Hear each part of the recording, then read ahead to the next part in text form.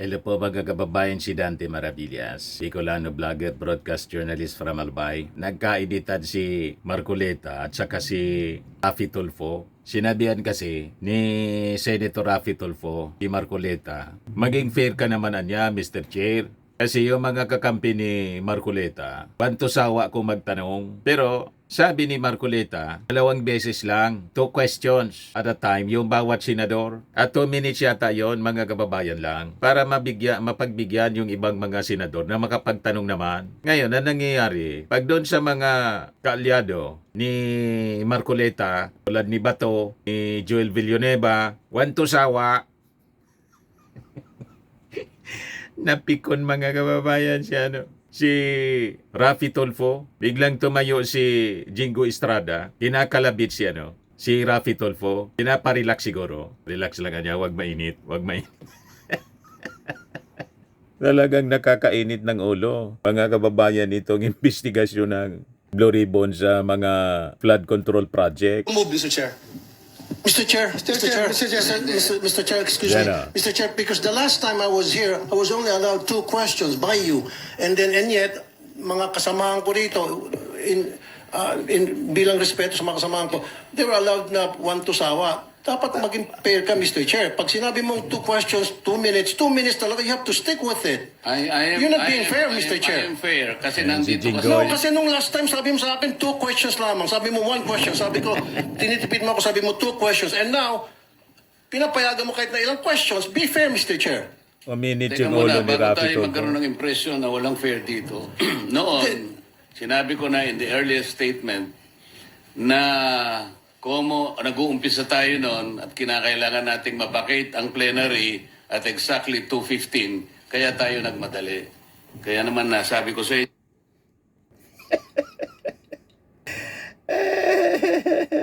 Nagkainitan yung dalawa. Anyway, yung 20, yung 40 pala, yung 40 mga luxury cars ni Sara Diskaya, biglang nabawasan, 28 man lang daw. Nagtaka si Risa Ontiveros. Yan o.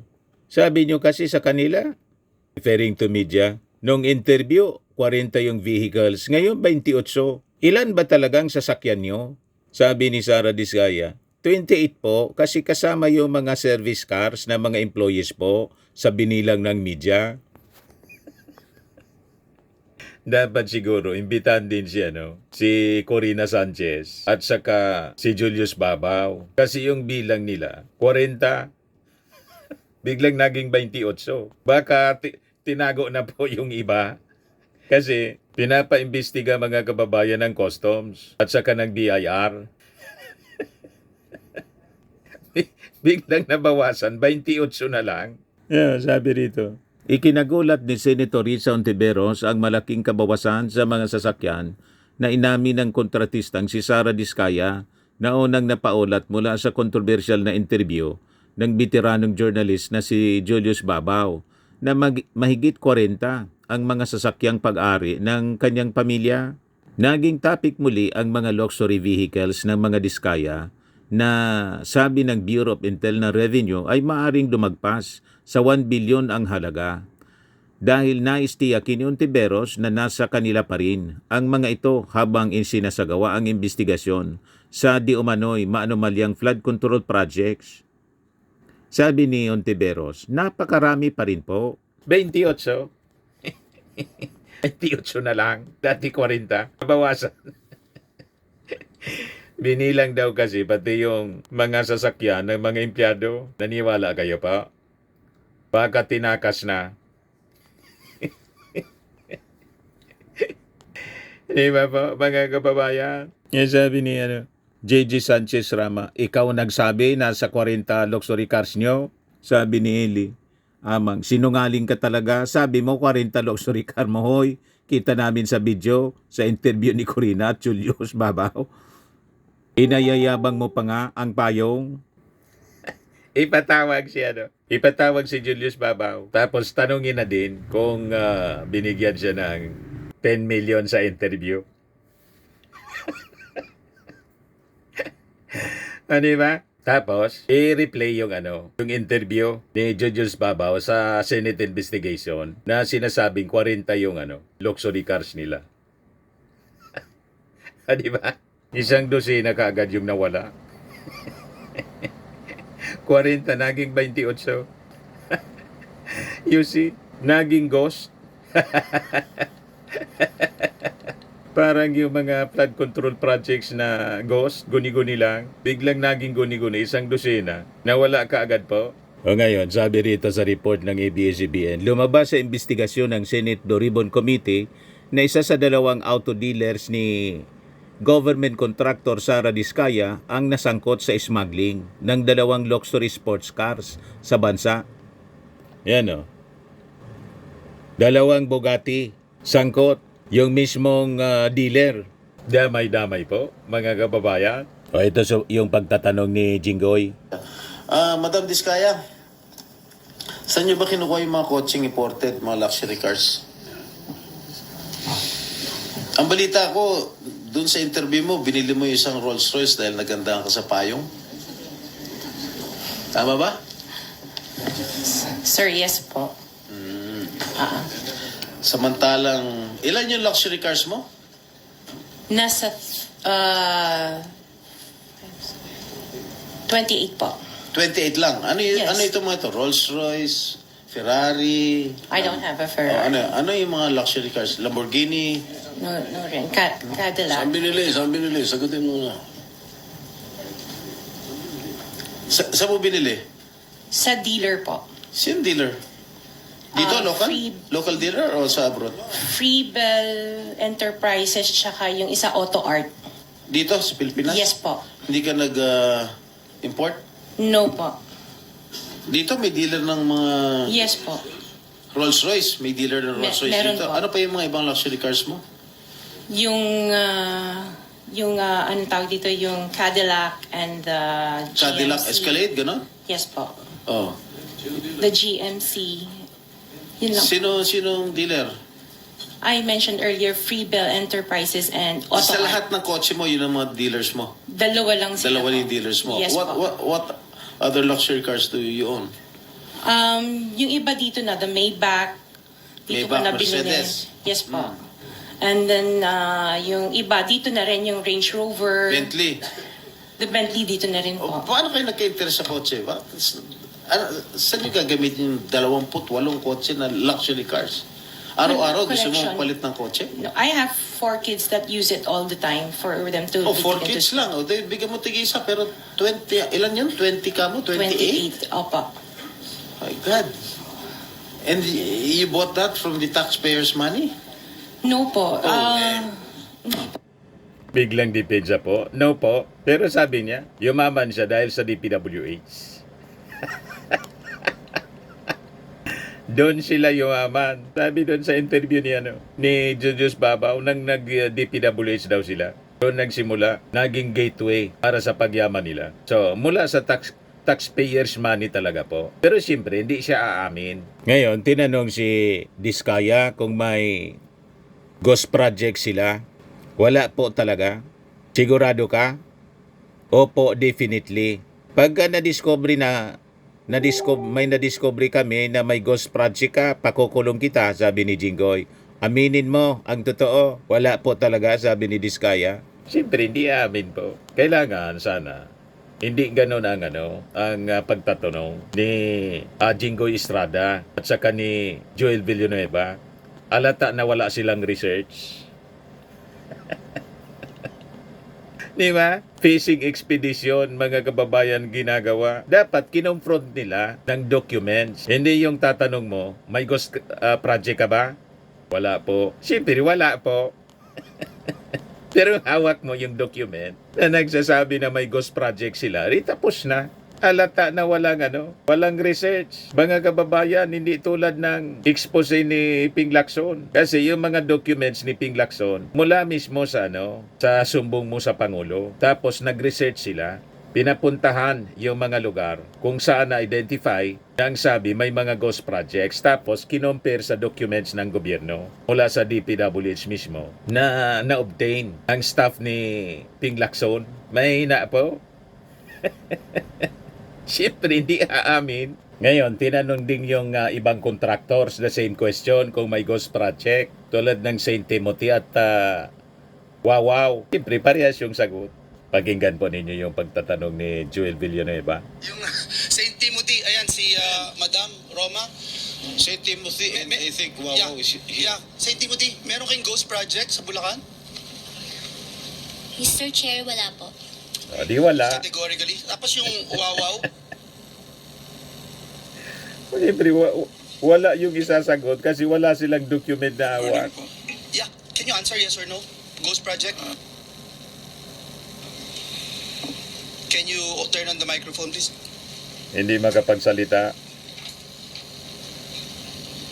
Kasi It's mayroon. a yes or no question, sir.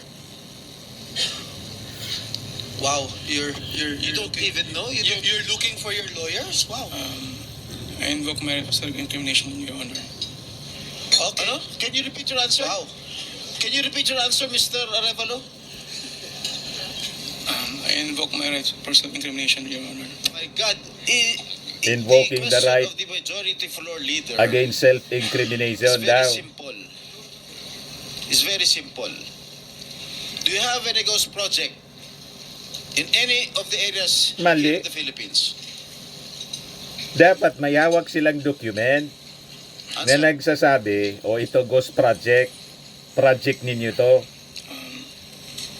Dahil may mga usapin po na kakasuhan yung mga kontraktor ng DPWH po at parte ng ulat ng Senado na magpagrekomenda ng paghahain ng kaso laban sa resource person, ang payo ng aking mga abogado ay huwag magsalita sa panahon na ito dahil anumang pahayag ko sa pagsisiyasat. Sino nag utos sa'yo na huwag magsalita?